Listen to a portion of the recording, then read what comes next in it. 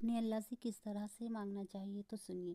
ایک آدمی تھا، اس کو اللہ نے بہت کچھ دے رکھا تھا۔ جب وہ سونے کے لیے بستر پر گیا تو اس کو نہ نیند آ رہی تھی نہ چین آ رہا تھا، کبھی ادھر کبھی ادھر کروٹ لے رہا تھا۔ بے چینی حد سے زیادہ ہو رہی تھی، اٹھتا کبھی بیٹھتا۔ جب آدھی رات ہو گئی تو اس نے سوچا کہ لائے باہر ہی چلا جاتا ہوں، ٹہل لوں گا تو شاید بے چینی کچھ کم ہو جائے گی۔ پھر وہ گھومنے کے لیے گاڑی سے چلا گیا۔ کچھ دور جانے کے بعد اسے مسجد ملی۔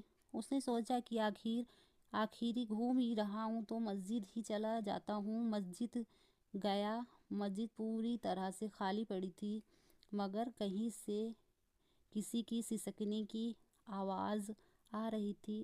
اس شخص نے چاروں طرف دیکھا تو ایک بوڑھا شخص سسکیوں کے ساتھ رو رہا تھا۔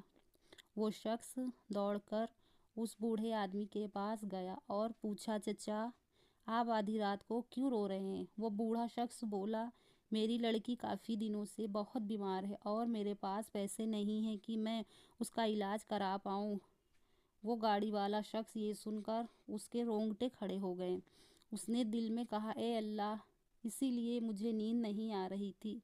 اس کے پاس جو کچھ تھا سب کچھ اس بوڑھے شخص کو دے دیا اور کہا، چچا اسے آپ اپنی بیٹی کی دوا کرائیں اور ایڈریس دے دیں کہ میں پھر ضرورت پر پہنچوں۔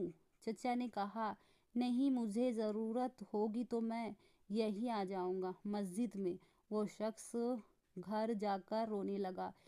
یہ ہے اللہ پر یقین۔